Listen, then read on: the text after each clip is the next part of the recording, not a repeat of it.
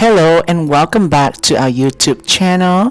So in today's video, I continue with this series of what to do in Da Nang, and it is episode number 7. So in this episode, I'm going to take you to one of the most, I guess, like a must-see temple, a must-visit temple when you are in Vietnam. Alright, if you love like ruins or temples, or you want to study about, cultures and religions, this is definitely a place to visit. And also that, people had different purpose. They might have different purpose when it comes to traveling. For us, when we're traveling, we love to visit as many UNESCO World Heritage sites as we can, and this is one of them. So Vietnam, it ranked second of all the Southeast Asia, with the second most UNESCO World Heritage site. So Vietnam has 8, just behind Indonesia, which is have 10. Alright, and 8 UNESCO World Heritage sites in Vietnam here actually are very easily achievable. Alright, and if you come to Da Nang, you could do 3 of them easily here. So the first one, if you come to Da Nang, you drive about 30 minutes, you will go to Hoi An, which is UNESCO World Heritage Site. Let me pause here for a second here. So we are on the way to that the sanctuary of Mi Sung, and the road is very, very beautiful, and you can see that we just passed like miles and miles of the graveyard or cemetery, and it's on both sides actually. It's just so long, it's at least a mile long. Okay, sorry, back to the topic of this video today. So if you come to Da Nang, you could visit 3 UNESCO World Heritage sites very easily. The first one, it is Hoi An. I did the video about that one already, so if you have not watched it yet, please go back and watch it. It's a wonderful, wonderful city. It's my favorite city to visit in Vietnam, and that is Hoi An is the UNESCO World Heritage Site, and it's about 30 minutes away from Da Nang, 30 minutes south of Da Nang. And this second one right here is called Mi Sung Sanctuary. It is also a UNESCO World Heritage Site, and it's about an hour south of Da Nang and 30 minutes away from Hoi An. Okay, and the third UNESCO Heritage Site that next to Da Nang, which is Hue. It's just about 2 hours north of Da Nang. In the next video, I will talk about Hue, which is the third UNESCO World Heritage Site here around Da Nang. Okay, so let's get into today's video. Alright, so Mi Sung Sanctuary, what is it? It is a complex of towers and temples, and the complex of the tower and temple here, originally it did not belong to the Vietnamese people. It's actually belonged to the Cham people. Okay, so for you to understand about the history of this Mi Sung Sanctuary, I'm going to talk briefly about the history of the Cham people. Okay, I did talk about this briefly about the Cham history in the Hyven Pass video. So once again, if you have not watched it, please do so you can understand a little bit better. But I'm going to mention this again, and hopefully you understand better. When it comes to the temple, I will go deeper to the religion of the people that worship at the temple. Okay, alright, so in the year of 1306, after the Cham people, or the Cham king, married the princess or the daughter of King Trung, which is the Vietnamese king in the 1300. So before that, so Vietnam, it was not called Vietnam before, but before that, around 1300, right, or even before that, Vietnam we call Dai Viet. Okay, the country of Vietnam called Dai Viet. And in 1306, so the King Cham married the princess of King Trung of Vietnam. So after married the princess of Vietnam, the King Cham, gave like 3 provinces of Cham to Vietnam. So that 3 provinces that was north of the Hai Van Pass. So beginning of 1306, the Hai Van Pass is actually like a border of the Dai Viet, which is Vietnam back then, right? And the Cham kingdom is a border. All right.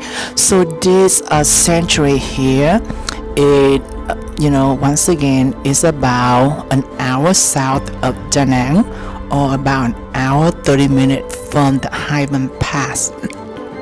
It was built, so it's a complex of temples and towers, and it was built from the 4th century until the 13th century, which is make it the longest complex, or the longest continually constructing complex in Southeast Asia.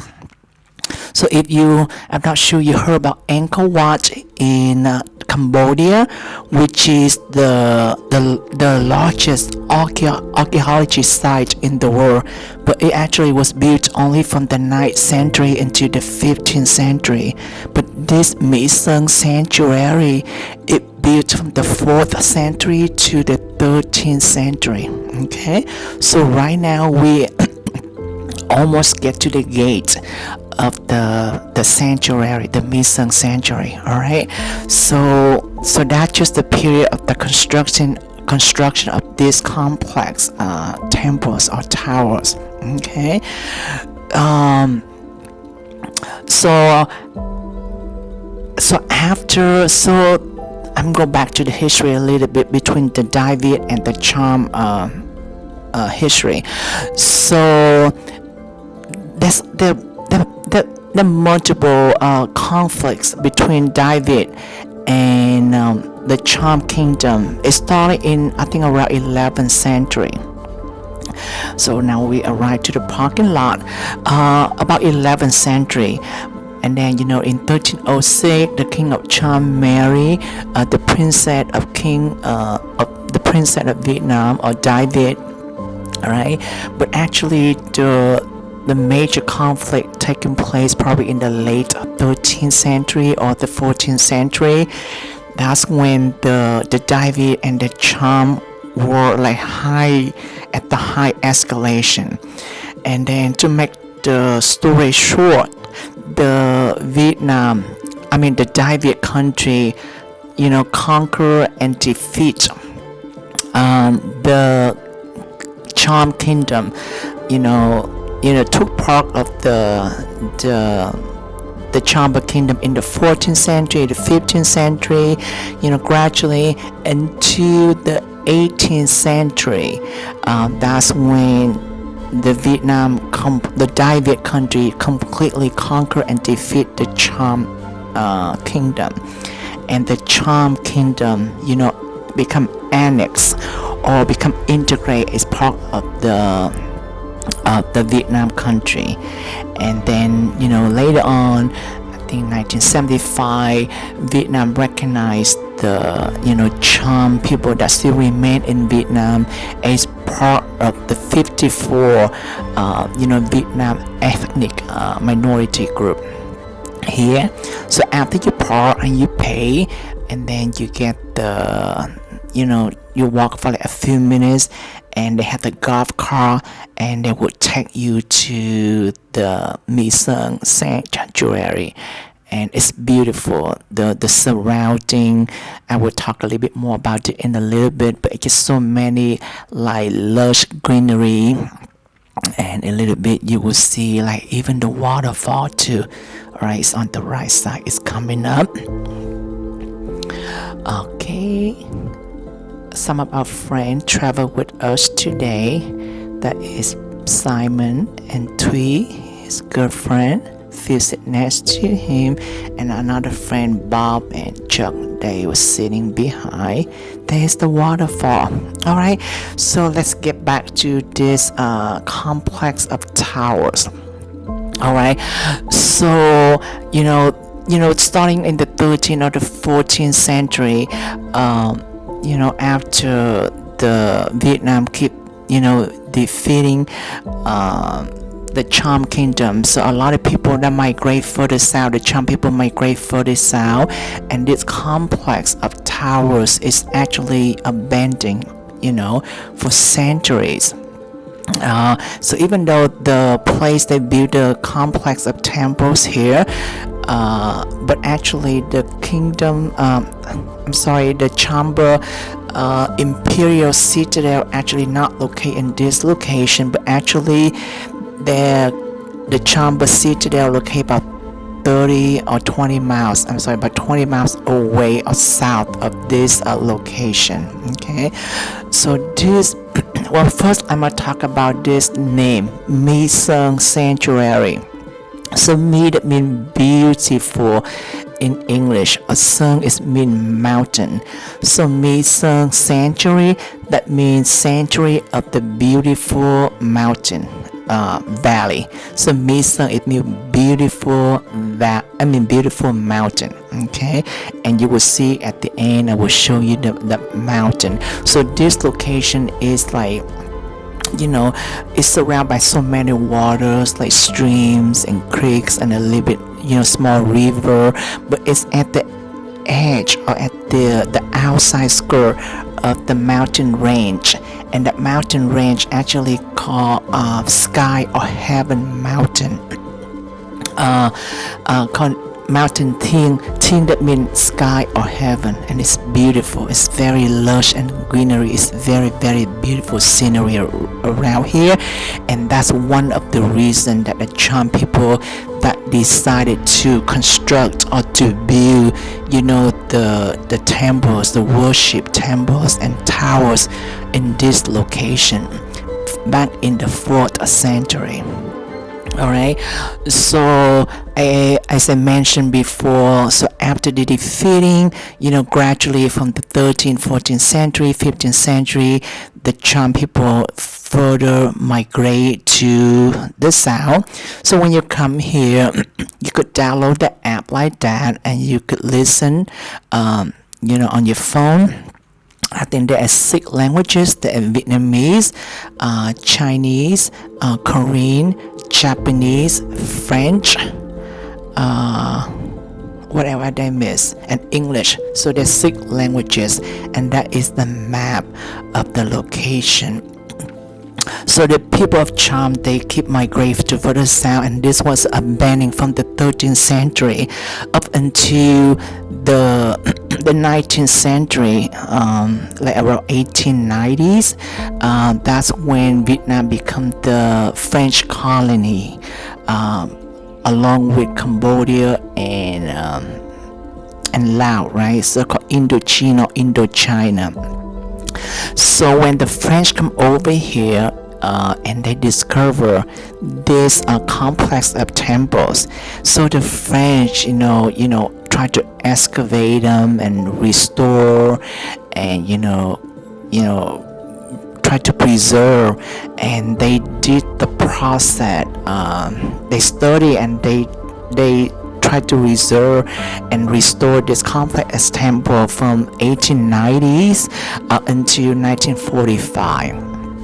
That's when the Vietnam defeat the French, right? And since then, 1945, it was stopped.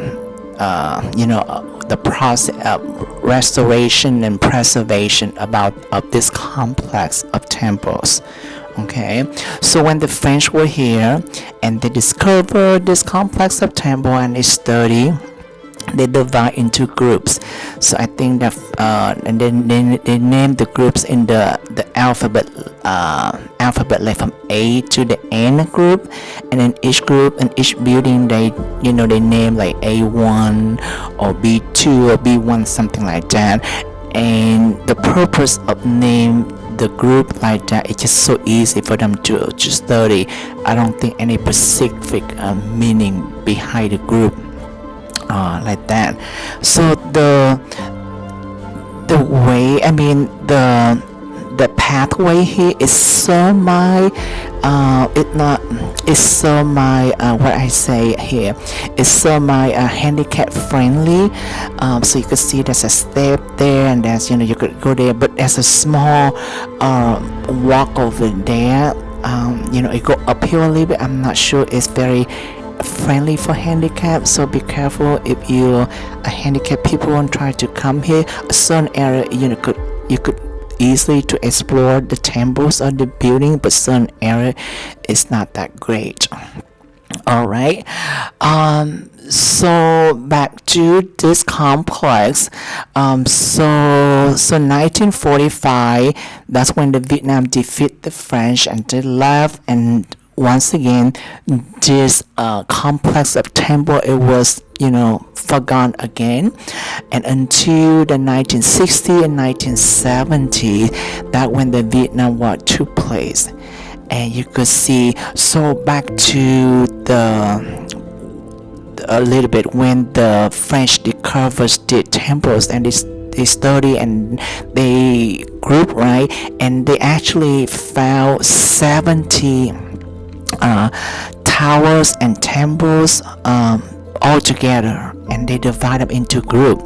What you're seeing right now is the bomb crater that was that destroyed. So all the bomb craters here that from the B-52, they destroy about 50 buildings or 50 towers and temples.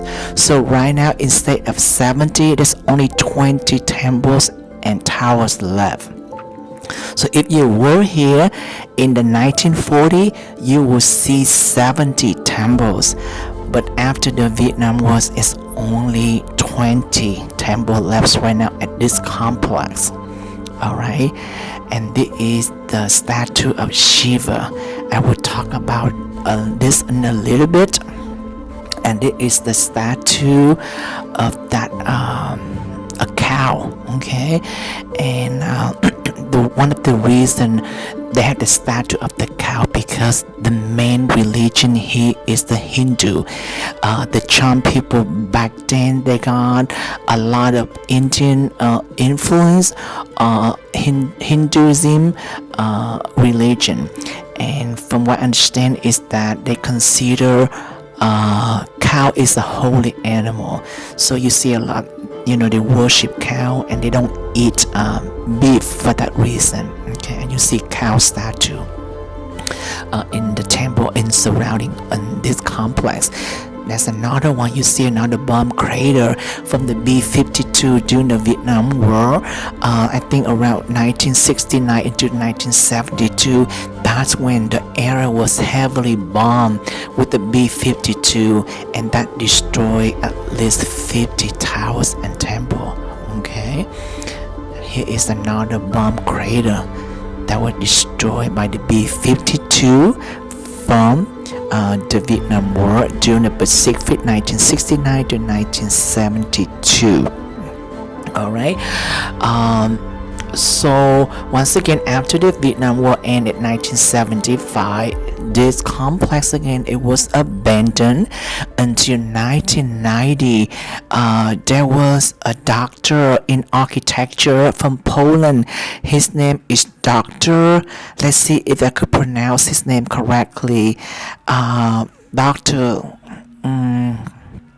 Let me see. Kazimierz Kwiatkowski. Dr. Kazimierz Kwiatkowski.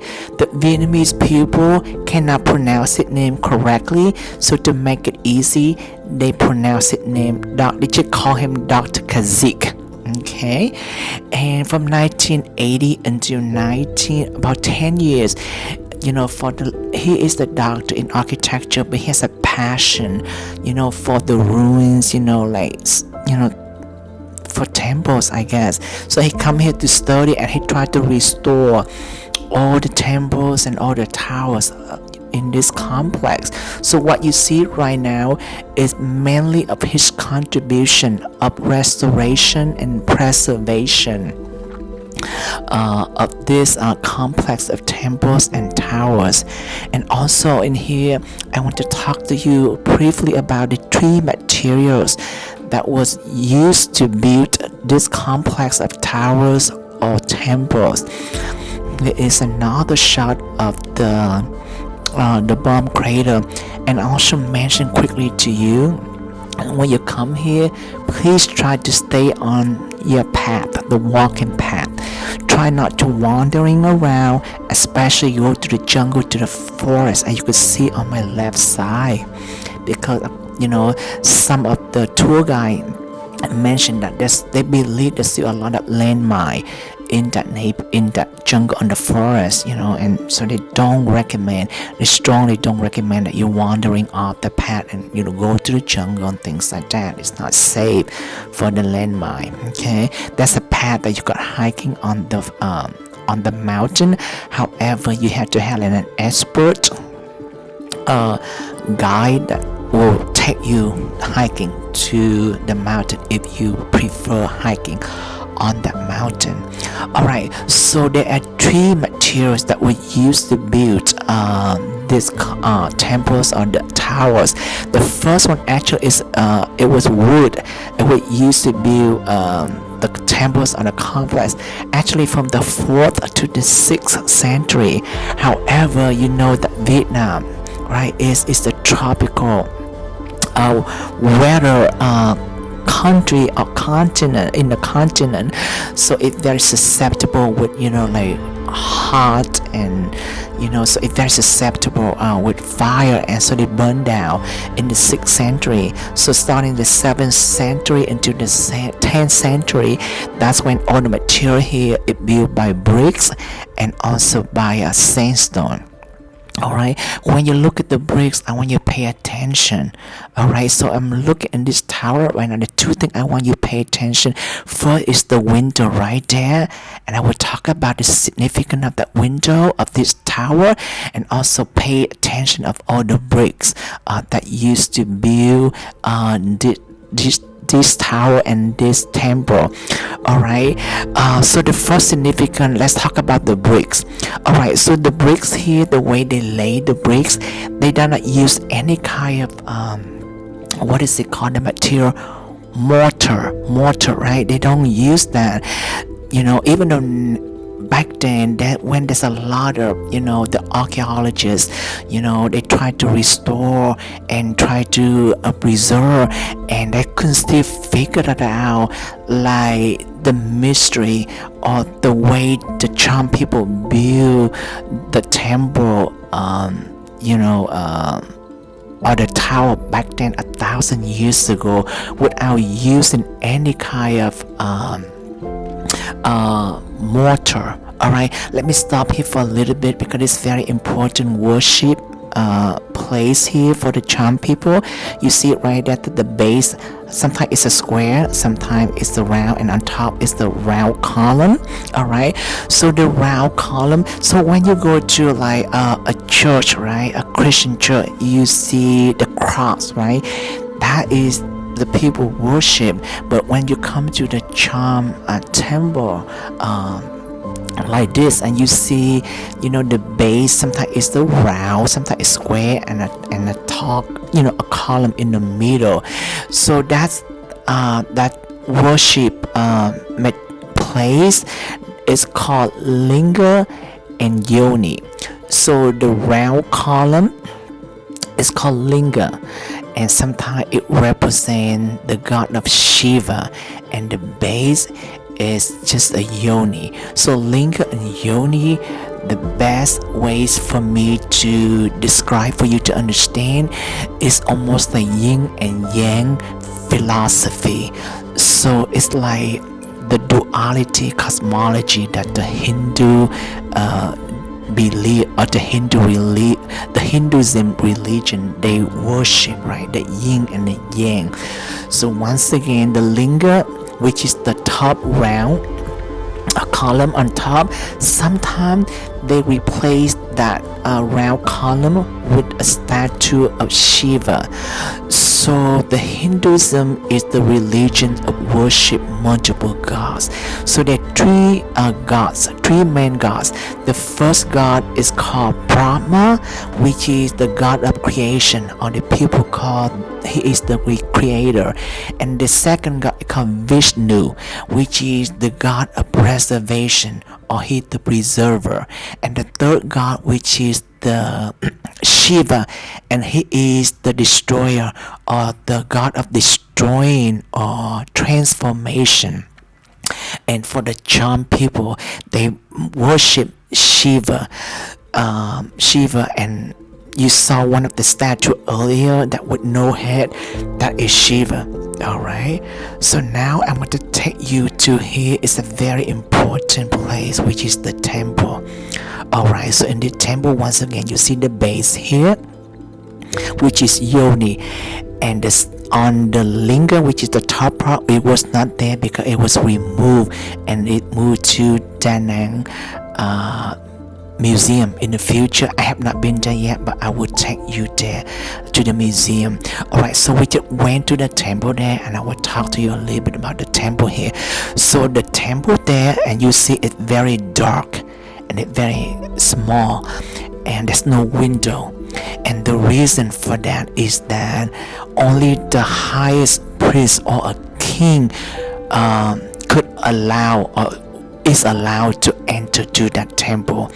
So like the Buddhism, temples or pagoda in Asia, in general, they open to public. Anyone could come in to worship and pray Buddha. But with the Hinduism, or for the Cham people here, their temple is very sacred place. Only a highest priest or a king, just like like a figure of authority that represent all of his people, is allowed to go there to worship God. So that's why it's very small. It's not that big. And another reason is that no window is that because they want no distraction. So when they go there to worship God, they don't want any distraction at all, so they don't want any window. And also when you went into that temple, there is like a 10-degree drop of temperature. Just say that outside like 80 degree, you felt like 70 degree Fahrenheit inside. It's just so cool in there, okay? And when you go there, you feel like you very important, because back then, like 1,000 years ago, no one is allowed to enter that temple. Only the highest priest or a king could go to the temple to pray to Buddha. Not to Buddha, but to their God. And also that if you see, there is the elongation of the like a hallway or a gate to enter to the temple, just to remind the priest or the king that you have to leave everything behind. You have to leave your real life behind and be prepared to enter to a spiritual life, so you could focus and devote it 100% to worship God. So there's so many temples around here. There's fire temples where they do all the kind of burning food for offering to the gods. And also the towers, water towers, where they almost like they baptize people, but they use the water to bathe the yoni and the linga and things like that for worship God. And that is a statue of the linga with multiple hands, and here is the like a storage place now, because there's so many relics and artifacts that belong to. And you see right there, that's the B-52 bomb that when in the 1980, when they tried to excavate and they discover those B-52, and they put in there, actually not part of the temple's complex, but they put it there to remind people that this complex of temples and tower was suffered severely. It was destroyed, majority like 70-80% destroyed by the war. both the Vietnam and the French War. Okay. Alright, so let's see here. So the temple also, if you go to pay attention, they face in east, and other temple is facing west. So the reason for the temple is facing east because east is a representation of life, because that is when the sun is rise up, right? So it means thing a rise up, with representation of life, and that is another statue of Shiva. So let me go back to the worship place, right? The linga and the yoni. So the linga sometimes is the round column on top of the base, but sometimes it's a statue of the Shiva like that. And you notice that the Shiva, right, with no head or beheaded, and there is a few theories for that. The first theory is that hey, because of the war that destroyed, that's why no head. And then later on people say, hey, that is so coincident, not just the head destroyed. So some theories come up, they believe that, or some people chop the head, they stole it, it's a souvenir, or they stole the head. And some people believe that the French people, when they left, when they got defeated, before they left, they keep the head as a souvenir. And another interesting theory is that so back then the majority of the Cham people religion is Hinduism, but later on, I think in the 14th and 15th century, after they got defeated by the Dai Viet, right? A lot of them migrate to different countries, and here is another base of the worship pedestal, I guess. That is the yoni. So they defeat a lot of people migrate to Malaysia and Indonesia, Cambodia, and also that I believe one of the princess that was married to to Malaysia or Indonesia. I don't remember for sure, but here is another statue of Shiva with no head. So in the 14th or 15th century, I think in the late 14th century, the princess actually they seek asylum to different neighboring country, and then married to a king of Indonesia, and that heavily influenced by the Muslim religion. So back then, I would say before 14th century, Hinduism is the major religion of the Cham people that influenced from India. However, after the 14th, the 15th century, the Cham people religion is majorly influenced by the Muslim. And one of the theories, they believe that the Muslim, they don't like the Hinduism or the Shiva god statue like that, so they beheaded all the statue of the Shiva god right there. Alright, that one of the theories. So whatever you believe, you believe. So here is not a temple because there's a window, right? So that is one of the tower, okay? And you could see that the gate to come to that regular tower is very short, it's not long, just like the temple, right? The gate in the temple is really long to remind the priest or the king that you have to leave your real life behind and to be prepared in entering a spiritual life so you could worship God more devoted 100% to God. Okay. Alright, I believe this is another tower of offering. Alright, so there are different tower, meditation tower and offering, water tower and the fire tower. Okay. Alright, so let's see here. And also here that I mentioned about the bricks already, and even though they use the material or the resource locally, so when they try to make a restoration, they could not have the kind of brick that the Cham people use, because from what I understand is that the bricks that the Cham people that create with the resource back then, they could sustain up into a heat of 1500 degree of Celsius. But now with the restoration, and they try to copy the brick, and they only sustain up into 800 degree of Celsius. And you see right there, and one of the reasons I love to visit this, you see all the face in the corner right there. So there are supposed to be 52 faces that represent 52 weeks of the calendar. And you see all the carving, the detail there. So when they put the brick into the building first, and after that they hand carving it up every single figurine, and the letters and everything like that. So now here is the shot. I did not speak to her, but she weaving some kind of baskets, and not basket but like pearls, and then scarf and things like that. I was not interested to buy anything from her that for me, so I did not ask her. I did not speak to her whether she really a charm descending or not.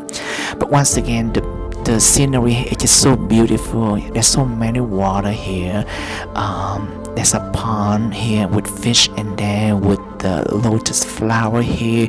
The nature here is so tranquil. It's surrounded by lush greenery. Okay, in a little bit I will let the sound on, so that is the show you could watch too when you come here. That two show, I think one it's the same show, but one it took place I think at 10:45. It's about 30-minute show, and the other show start at 2 o'clock.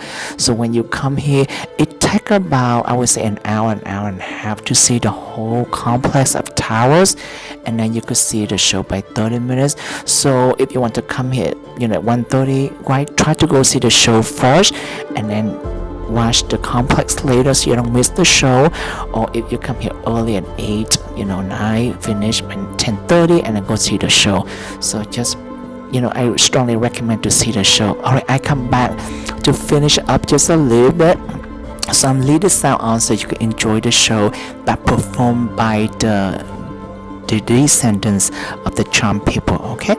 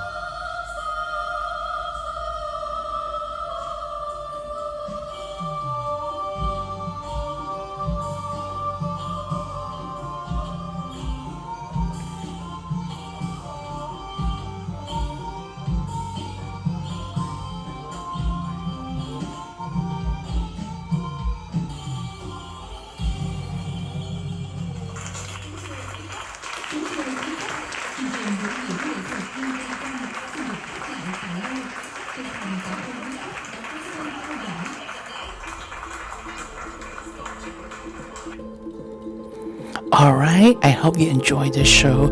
So toward the end, you see that all the dancer with multiple hands, that is the representation of the god Shiva that they worship. Alright, so that is it. I hope you enjoy the video, and also I strongly recommend to come here to see the temple that was built over 1,000 years ago, despite the effects of time, weathers, and multiple wars. And some of the temple is still remain very sturdy. Alright, and the nature around is very beautiful. As you can see right now, the mountain range that I was mentioned earlier. So this is the heaven or the sky mountain. Alright, so this valley, this Mission Sanctuary, it's just right outside the skirt of the mountain range. It's just so beautiful. And I'm walking right now on the bamboo bridge with no hand railing. I was a little bit nervous, but I just want to see, I just want to explore. It's just beautiful surrounding around here. So here is the end, and in a little bit I will give you a little bit surprise bonus information. Alright, so once again I strongly recommend to that you come to this come to Da Nang or to Vietnam to visit this complex of temple that was built for 10th century, and it's over 1,000 years ago. And once again, despite so many wars and time and the effect of weather, and still remain very sturdy. And I love the architecture, and there's still a lot of mystery, you know, how the brick that was built without any kind of mortar, and it's just amazing, the carving and things like that. It's amazing how they did the hand carving with all the bricks on the wall of the temples. Alright, now here is the bonus surprise that I have for you. So there is another very well preserved of the Cham Tower that actually locate about, I would say, 250 kilometers south of Da Nang. Here it is, and it's located in the city of Phan Rang. So it's south about 250 kilometers south of Da Nang, in the city of Phan Rang. So Phan Rang actually that where I was born in 1973, and my father, it was the mayor of that city from 1969 to 1975. That was when the Vietnam War ended. Of course, my father was in the prison. He was a POW after the Vietnam War, but that was the most well preserved of the Cham Center. It's so beautiful. I have not been there yet. I traveled and passed through Phan Rang many times, but when I was stopped, you know, to visit this place in the future, I'm not sure I do it this year, but in the future when I do, I promise you I will take a video and introduce you this very well preserved tower. And that actually, I think that the last one they were built, and I was in the 14th century. Okay, and also that where I was born, and that was my father was also the mayor of that city.